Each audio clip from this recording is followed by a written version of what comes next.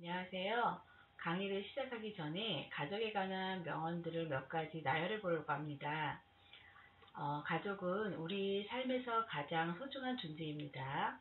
가족은 우리가 선택할 수 없는 사람들 중에서 가장 사랑받는 사람들이고요.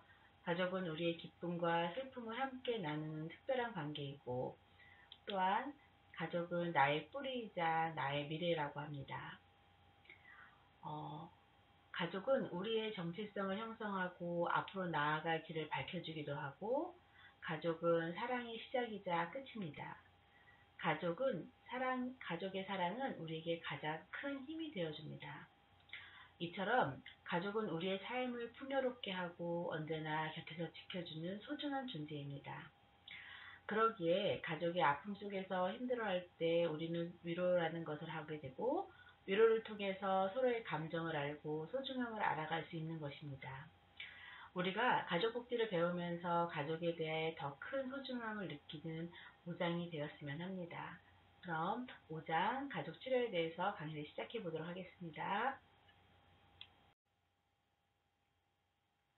앞 시간에서 가족 치료의 개념과 특성, 다세대 가족 치료의 모델에 대한 수업을 진행했습니다. 이번 시간에는 구조적 가족 치료 모델에 관해 알아보고 가족 치료의 실태와 전망을 살펴보도록 하겠습니다. 구조적 가족 치료는 1960년대에 살바도르 미뉴치니에 의해서 개발된 가족 치료 접근법입니다. 이 치료는 가족 내에서 나타나는 상호작용, 역할, 경계, 위계 등 구조적 패턴을 중심으로 가족 문제를 이해하고 개입하는 데 초점을 두게 됐습니다. 이 접근의 핵심은 가족의 구조를 재조정하거나 강함으로써 기능적인 변화를 유도하고 구성원 간의 관계를 더욱 건강하게 만드는 것입니다. 미누치는 가족을 하나의 조직 구조처럼 보았는데요. 누가 어떤 역할을 하고 경계는 어디서 흐트러지는지 그 구조를 바로 잡아야 하고 그래야 건강한 가족이 된다는 거죠.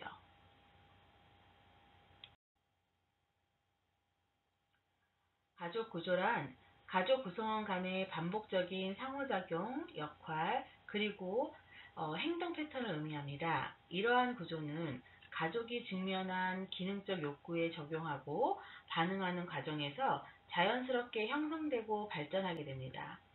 가족 내에서 부모, 자녀, 부부, 형제, 자매 등과 같이 여러 하위체계가 존재하고 이들 하위체계 간의 관계는 경계와 위계 등을 통해서 조율됩니다. 이 두 가지 요소는 가족 기능의 핵심적인 기준이 되고 균형을 깨질 경우 다양한 갈등이나 문제가 발생하게 됩니다.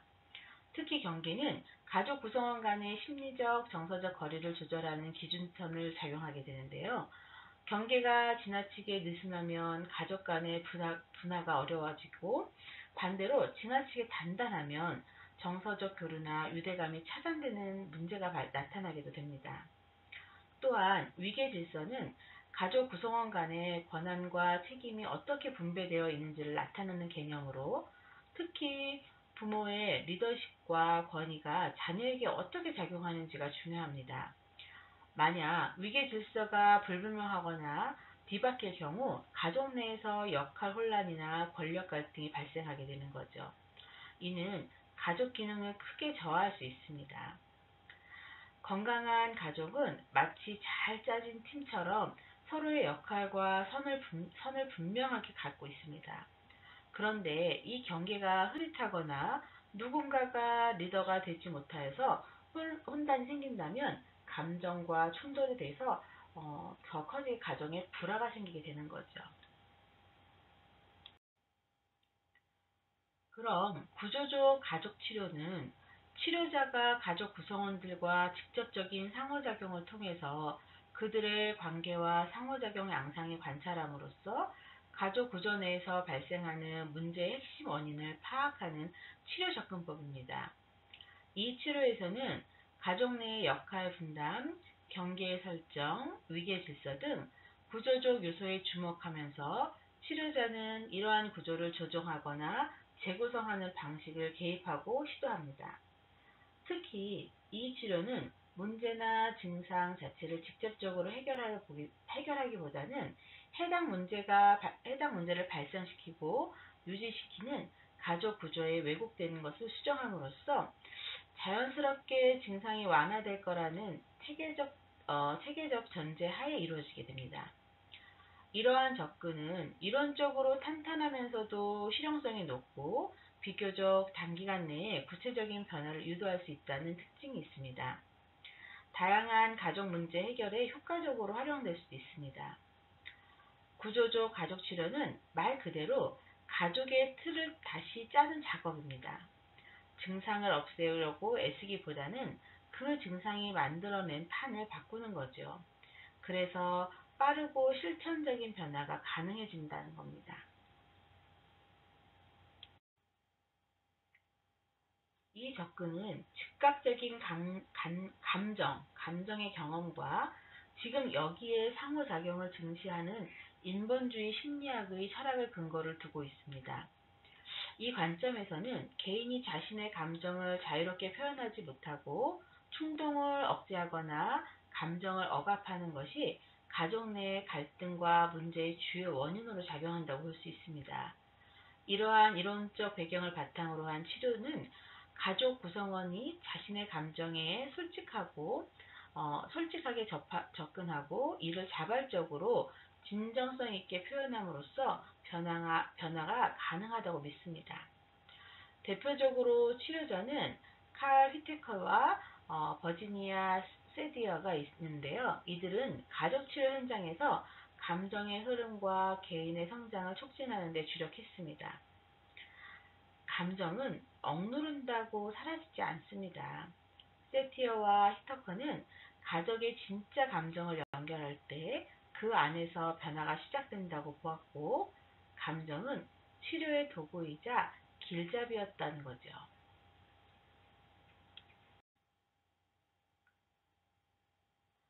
버지니아 세티어는 가족 치료의 선구자 중에 한 사람으로서 치료를 단순한 문제 해결의 과정이 아닌 가족이 성숙한 인간으로 성장해가는 체험적 과정으로 보았습니다. 그녀는 치료를 통해서 가족 구성원들이 자신의 내면을 깊이 이해하고 서로 간의 정서적 소통을 회복함으로써 점차 더 건강하고 성숙한 존재로 변해가는 성장 모델을 제시하였습니다. 세티어는 인간 본성의 긍정적인 측면, 즉 창의성, 자발성, 즐거움을 추구하는 능력을 강조했고요. 치료 과정에서 이러한 정서적 지원자들이 직접적으로 경험되고 표현되어야 한다고 주장했습니다. 상담자는 단지 지침을 두고 주는 존재가 아니라 내담자들이 자기 자신을 새롭게 발견하고 그 관계 속에서 자유롭게 표현할 수 있도록 심리적 공간과 지지를 제공하는 안내자의 역할을 수행해야 함을 강조했습니다. 세티어는 우리 안에 있는 창의적이고 생기 있는 인간을 꺼내주는 사람이고요. 그녀에게 치료란 단순한 치유가 아니라 성장의 리허설이었다고 합니다. 이렇게 살아도 괜찮아 라는 따뜻한 경험을 가족 안에서 다시 하게 되는 거죠. 버지니아 세티어는 경험주의적 가족 치료의 대표적인 이론가로서 가족 문제의 핵심 원인을 자아 존중감을 곁들여서 비효율적인 의사소통 및 대처 유형, 그리고 경직되고 비합리적인 가족 규칙에서 찾았습니다. 그녀의 치료의 주요 개념으로는 자아 존중감, 의사소통 및 대처 유형, 가족 규칙을 제시했으며, 치료의 목적은 구성원 각자가 자신의 내면을 수용하고 건강한 방식으로 소통하며 가족 안에서 자유롭고 조화롭게 기능하도록 돕는 데 있음을 강조했습니다. 또한 세티어는 치료자로서의 태도와 표현 방식을 매우 중요시했습니다. 그녀는 상담 장면에서 신체적 접촉, 손잡기, 포옹과 같이 부드럽고 따뜻한 언어를 사용하면서 내담자에게 안정감과 수용적인 메시지를 전달했습니다. 심리적 유대감을 강화하고 감정 표현을 촉진하는 데 초점을 두었습니다. 세티어는 단순히 말을 잘하는 것을 넘어서 진심 어린 접촉과 따뜻한 말 한마디가 얼마나 큰 힘이 될 수 있는지를 보여줬습니다. 그녀의 상담실은 늘 감정이 살아있는 그런 움직이는 공간이었다고 합니다. 버지니아 세티어는 자신이 스트레스 상황을 처했을 때 나타나는 전형적인 의사소통 유형을 분석하고 총 5가지 유형을 정리했습니다.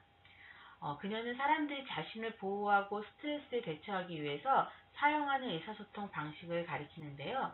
이 중 일부는 비효율적이거나 역기능적인 것이 있다고 보았습니다.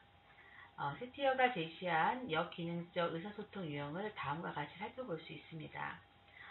첫 번째로 회유형, 비난형, 초이성형, 산만형, 그 다음에 언어적 표현, 비언어적 표현, 감정행동, 그 다음에 서로 일치하여 내면에서 진실한 감정을 정직하게 표현하는 기능적이고 건강한 의사소통의 모델로 간주했습니다. 스트레스 상황에서 누군가가 입을 다물고 누군가는 화를 내죠. 세티어는 이런 방식들이 각자 자신을 지키기 위한 방어였다고 봤습니다. 하지만 진정한 소통은 일치형처럼 솔직하고 균형 있게 말하는 데서 시작되었답니다. 치료의 궁극적 목적은 내담자의 자아 존중감을 향상시키고 자신의 삶에 대한 선택권을 스스로 가질 수 있도록 돕는 데 있습니다. 이를 위해 가족 내에서 작용하고 있는 기존의 규칙을 보다 합리적이고 현실적이며 인간적인 방향으로 변화시키는 것이 중요했습니다. 또한 내담자가 사용하는 의사소통 유형으로 일치형으로 변화시키는 것도 치료 과정의 핵심 목표 중의 하나입니다. 우리가 궁극적으로 원하는 것은 내담자가 나는 소중한 사람이다 라는 감정을 회복하는 것입니다. 그리고 그 감각을 바탕으로 가족 안에서 사회에서 자기 삶을 주도해 나갈 수 있도록 돕는 것이죠. 그럼 세티형의 의사소통 유형을 한번 살펴보겠습니다. 그 중에서 회유형은 타인의 관계에서 존중을 중시하지만 자신에 대한 가치는 쉽게 간과하는 경향이 있습니다. 이들은 자신의 원칙이나 능력을 타인에게 양보하고 다른 사람의 욕구나 기대에 부응하기 위해 과하게 노력하는 모습을 보입니다. 이런 태도는 결과적으로 나는 중요하지 않다는 메시지를 전달할 수 있으며 타인을 만족시키기 위해 스스로를 희생하는 행동으로 이어지기도 합니다. 회유형 의사소통은 겉으로는 겸손하고 친절해 보이지만 사실은 자신을 너무 낮추는 방식입니다. 자존감이 깎이고 결국 자신도 타인도 불편하게 만드는 방식이 되는 거죠. 이 편은 회유형 의사소통의 특징을 보여주고 있습니다. 회유형은 항상 사과하고 내가 잘못했어 라고 말하며 자신의 감정보다 타인의 행복을 우선시하고 내면적으로는 나는 아무 가치가 없어 라고 느끼며 행동을 지나치게 순정적이고 시행적으로 보고 있습니다. 이로 인해서 우울, 자살, 또 소화장애 등 심리적이고 신체적 문제가 생기기 쉽습니다. 따라서 타인을 만족시키기 위해 자신을 버리는 사람의 모습을 나타내게 되는 거죠. 그럼 두 번째로 세티어의 의사소통 유형 중에서 비난형을 한번 살펴보겠습니다. 비난형은 겉으로는 강해 보이지만 자신만 옳다고 주장하고 타인을 무시하는 의사소통 방식입니다. 이들은 종종 주변을 지배하려 하고 공격적이지만 그 안에서는 외로움과 불안, 패배감이 자리 잡고 있습니다. 결국 이런 태도는 관계를 악화시키고 정서적 고립이 이어지게 되죠. 강한 척하지만 내면은 불안한 사람이 방어적 표현하는 방식입니다. 그럼 비난형의 특징을 한번 들어가서 보도록 하겠습니다. 여기에서 언어적 표현을 한번 살펴보겠습니다. 내가 문제야? 모든 게 내 잘못이야? 처럼 비난적, 지적 중심의 말을 사용하게 되고요. 감정 상태는요. 겉으로는 강한 척하지만 내면으로는 소외감과 열등감을 가지고 있습니다. 행동적 방식으로는 공격적이고 지배적인 태도를 가지고 있고 명령하거나 약점을 지적하게 됩니다. 또 심리적인 영향을 받게 되는데요. 과대망상이나 이탈행동, 공격성 등 문제가 생길 수 있습니다. 그럼 신체적으로는 어떨까요? 근육이 긴장하고 고혈압, 통증 등이 나타날 수 있습니다. 강해 보이지만 실제로는 내면의 불안함과 외로움이 만드는 방어적 커뮤니케이션 유형이라고 할 수 있습니다. 그럼 세 번째 의사소통 유형 초이성형을 한번 살펴보겠습니다. 초이성형 의사소통 유형은 감정보다는 논리와 이성을 중심으로 상황에 접근하는 경향이 아주 강합니다. 이들은 문제 해결에 집중하며 감정 표현을 억제하거나 배제하려고 합니다. 타인과의 정서적 교류보다 객관적인 사실과 논리적 판단을 중시하게 됩니다. 이러한 성향은 때때로 비인간적으로 보일 수도 있고요. 자신과 타인의 감정적 필요로 간과하게 만들 수도 있습니다. 그럼 초이성형의 특징을 한번 살펴보겠습니다. 그럼 말투는 어떻게 변할까요? 객관적이고 이성 중심이고 추상적이고 긴 설명을 아주 자주 사용을 하게 됩니다. 또한 본인의 감정은 냉정하고 완고하며 겉으로는 차분하지만 감정을 표현하지는 못합니다. 그럼 본인의 행동은 강직하고 원칙적이며 타인에게는 강제적일 수 있습니다. 본인의 내면의 경험은 감정이 고립되고 상처받기 쉽도록 표현을 하지 못합니다. 심리적인 영향은 강박이나 사회적 위축, 지나친 긴장으로 나타날 수 있습니다. 또한 신체적인 영향으로는 건조증과 점액질 질환, 심장마비, 근육통을 일어날 수 있습니다. 즉, 이 유형은 감정보다 이성에 치우쳐 있으므로 과도한 통제가 문제를 야기할 수 있게 되는 거죠. 그럼 산만형은 어떨까요? 산만형은 산만형의 사람은 지속적으로 활동적이고 한 가지 주제에 집중하기가 어려운 거죠. 이들은 대화 중에서 주제에서 벗어나고 이야기를 자주 하고 말의 흐름에 일관되지 않을 경우가 아주 많습니다. 이런 모습은 주변 사람들에게 그들의 자신이나 타인 또는 상황에 대해서 관심이 없다고 비춰질 수 있습니다. 또한 그들은 자신이 말이나 행동이 적절하지 않다고 느끼는 경우가 아주 많아요. 그래서 그로 인해서 자신에 대한 확신이나 관심을 잃게 되는 경향도 많이 나타날 수 있습니다. 산만형 의사소통 유형의 특징을 살펴보면 언어적으로도 마찬가지예요. 말에 요점이 없고 주제와 관련 없는 표현을 아주 자주 사용을 하겠죠. 그 다음에 정서적으로는 어떨까요? 혼란스럽고 비집중적이고 감정이 안정되질 않겠죠? 또한 행동도 마찬가지일 겁니다. 지나치게 활동적이고 조절되지 않는 모습을 주위 사람들에게 많이 보여주게 되는 거죠. 또 본인의 감정, 내면적인 경험은 아무도 상관하지 않는다, 나는 어울리지 않는다 라는 생각을 갖게 되는 거죠. 또한 심리적인 영향으로는 혼돈이 주고 부정적이고 심할 경우에는 정신질환 같은 기능도 가지게 됩니다. 또한 신체적으로는 신경계에 문제가 있을 수 있고요. 위장장애나 당뇨, 두통, 변비 등을 동반할 수 있습니다.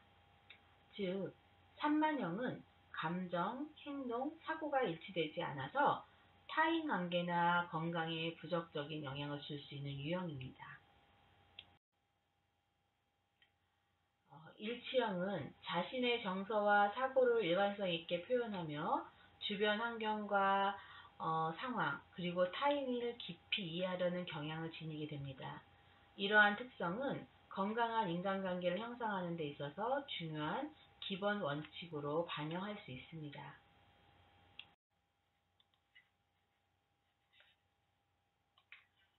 건강한 인간관계의 5가지 기본 원칙을 살펴보면요. 첫 번째로 상호 존중입니다. 자기 감정뿐만 아니라 타인의 감정과 의견도 존중하고요. 다른 사람의 경험을 이해하고 공감하고 소통하게 됩니다. 또한 개방성에서는 대화를 통해서 오해와 갈등을 해소하려고 노력하게 되고 상호 이해와 연결하는 것을 중시합니다. 또한 변화에 대한 융통성도 갖게 되는 거죠. 변화에 대해서 두려워하지 않고 기회를 받아들이고 적응력을 키우고 성장을 추구합니다. 또 일관된 의사소통은 자신의 감정과 생각을 정직하게 표현하면서 상대의 감정까지 배려하고 그래서 신뢰받는 소통이 이루어집니다. 또한 자기 책임은 자신의 선택과 행동을 책임을 지며 필요한 변화와 성장을 위해서 스스로 노력하게 됩니다. 일치형은 나도 중요하고 너도 중요한 사람이야. 진정한 소통과 성장을 함께 만들어가는 그런 것입니다.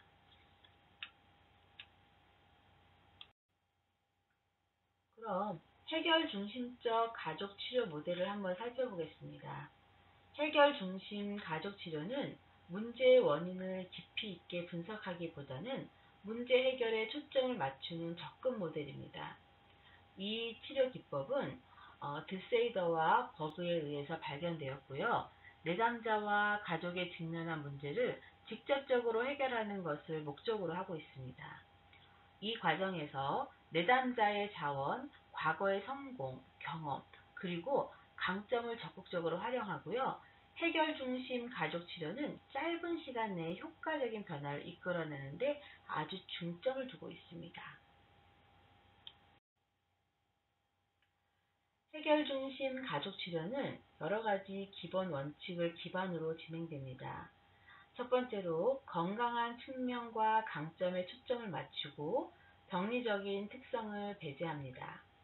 내담자가 지닌 자원과 강점을 중심으로 치료를 진행하며 때로는 증상조차 치료에서 유용한 자원으로 통합적으로 활용되기도 합니다.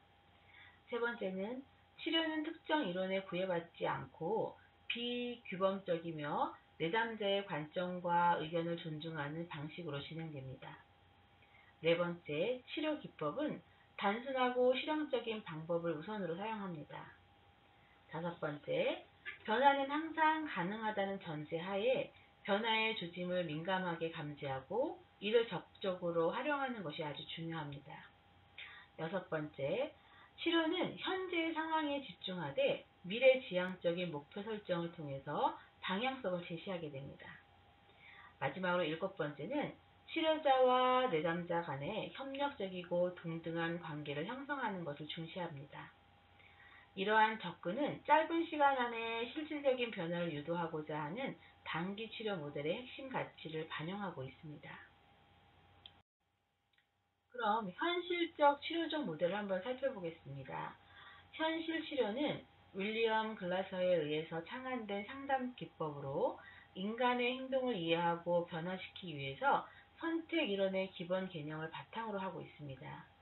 이 이론에서는 인간이 5가지 기본 욕구를 가지고 있다고 보고요. 이는 생리적 욕구, 안전의 욕구, 애정과 소속의 욕구, 존경의 욕구, 자아 실현의 욕구로 구성됩니다. 또한 현실 치료는 개인의 모든 행동을 전 행동의 관점으로 이해하고 각 개인의 마음속에 그리고 있는 좋은 세계를 바탕으로 삶을 선택한다고 보면 좋습니다. 따라서 상담자는 내담자가 자신의 욕구를 보다 효과적으로 충족시킬 수 있도록 돕고 책임 있는 선택을 통해서 바람직한 삶을 살아가도록 지원합니다. 현실 치료에서는 내담자의 현실 행동을 중심으로 그 행동이 내담자가 바라는 바를 성취하는 데 도움이 되는지를 탐색하는데요. 상담자는 내담자의 내면을 이해하고 그가 현재 어떤 욕구를 충족시키려는지를 파악해야 합니다. 또한 내담자가 자신의 행동을 스스로 변화시킬 수 있으며 변화가 가능하고 바람직하다는 사실을 인식하는 데 돕습니다. 이를 바탕으로 상담자는 내담자가 보다 효율적인 행동을 계획하고 실천할 수 있도록 지원하고 도와주는 겁니다. 여러분은 오늘 가족상담 및 가족치료 현장의 실태와 그에 대한 법적 기반, 그리고 앞으로의 전망에 대해서 함께 생각해 보셨는데요. 먼저 우리나라에서 가족 상담과 관련해서 가장 일반적인 법은 2004년에 제정된 건강가정기본법입니다. 이 법은 단순히 가족을 지원하는 차원을 넘어서 건강가정사라는 전문 인력의 자격과 직무를 명시하고요. 이를 통해서 가족 대상 서비스를 제공하고 법적 정당성을 확보하게 됩니다. 이는 곧 가족 상담 활동이 단순한 민간 서비스가 아니라 제도적으로 뒷받침되는 전문 영역이라는 뜻이겠죠. 또한 가족폭력방지법과 성폭력방지법에서 가족폭력 및 성폭력 전문 상담 제도를 공식적으로 명시하고 있습니다. 위기 가족이나 피해자 가족에 대한 전문적인 개입이 법적으로 보장되어 있습니다. 다시 말해서 법의 상담 현장을 인정하고 지지한다는 것이죠. 하지만 현장의 실태를 살펴보면 아직까지 지역 간 상담 서비스의 접근성, 그리고 격차, 또 전문 인력이 아직 부족합니다. 그리고 가족의 다양성과 변화에 대한 제도적 대응이 아주 부족하고 그게 과제로 남아 있습니다. 예를 들어서 다문화 가정, 한부모 가정, 조성 가정 등 다양한 형태의 가정이 증가하고 있는데 이들을 위한 맞춤형 상담 서비스나 제도적 지원은 아직 미흡한 수준입니다. 그럼에도 불구하고 이 분야에서 미래를 긍정적으로 바라볼 수 있습니다. 첫 번째로 복지 패러다임이 가정 중심의 예방 접근에서 변화하고 있습니다. 둘째, AI와 디지털 기술을 접목하고 가정상담 플랫폼이 등장하면서 더 넓은 지역과 다양한 가족에게 접근 가능한 그런 서비스가 지금 시행되고 있습니다. 특히 온라인이나 화상상담, 모바일을 기반해서 자가진단 앱, 그 다음에 AI 챗봇, 기본 정서 지원 시스템이 아주 빠르게 발전하고 있는 겁니다. 따라서 여러분들이 앞으로 이 분야에서 전문가가 되기 위해서는 뭘 준비해야 할 것인지는 단순한 상담의 기술을 넘어서 가족을 돌보는 통합적인 시각을 가져야 하고요. 법과 제도에 대한 이해를 가져야 합니다. 그리고 디지털 시대에 맞는 융합적 역량이라는 것을 말씀드리고 싶습니다. 결국 가족 상담은 가족의 삶을 지키는 일이며 여러분들이 그 중심에 설 수 있는 거고요. 앞으로도 가족 치료 현장이 더 전문화되고 더 정교해지면 동시에 더 따뜻한 그렇게 방향으로 나갈 수 있는 겁니다. 여러분들이 앞으로 공부하면서 더 많은 것을 배우고 그 더 많은 것을 배운 걸 더 많이 확장시키면서 더 알아간다면 아주 더 효율적인 그런 방향으로 나갈 수 있지 않을까라는 생각을 하게 됩니다. 현대사회에서 다양한 가족 형태와 그에 따른 문제들, 이런 것들에 대해서 존재하기 때문에 치료 방식 또한 그에 맞게 유연하게 적용할 필요가 있다라고 우리가 지금 배우고 있습니다. 우리가 생활하고 있는 이 순간도 조금의 여유와 함께 주위를 돌아보면서 어떤 사람에게 어떤 방식의 치료가 지원이 되는 게 중요한지 그 치료 방식을 접목시킬 때 어떤 사람에게 도움이 주면 더 좋을지라는 것들을 해결해 주는 것도 클라이언트의 몫이라고 생각을 합니다. 그래서 우리가 해결 중심의 가족 치료가 제일 중요하다는 거죠. 그래서 뭔가를 다 해주려고 하는 것보다도 그 건강한 측면에서 어떻게 도와줘야 되는지, 또 변화를 어떻게 주어야 되는지, 현재 상황이 어떻게 되어 있고 내가 어떤 방식으로 그 사람에게 도움을 줬는지 그런 것들을 하나하나 알아간다면 좋은 클라이언트가 될 거라 생각을 하고요. 문제 해결에 초점을 계속 맞춰간다라고 말씀을 드렸습니다. 문제가 어떻게 이루어졌는지를 보고 그 주변 상황에 맞춰서 내가 지금 이 문제를 해결함으로써 그 클라이언트나 내담자들이 내 도움이 필요하고 그거를 성공하고 그걸로 인해서 짧은 시간 안에 효과를 볼 수 있게끔 끄집어내는 것이 가족 치료의 가장 좋은 모델이라고 생각을 합니다. 그래서 우리는 해결 중심의 가족 치료가 가장 중요한 핵심이라고 볼 수 있습니다. 이번 시간도 여러분들과 함께 좋은 생각을 가지고 수업했던 그런 시간이 아니었나 생각합니다. 5장도 많은 공부를 하면서 느꼈으리라 생각을 하고요. 오늘도 고생 많이 하셨습니다. 감사합니다.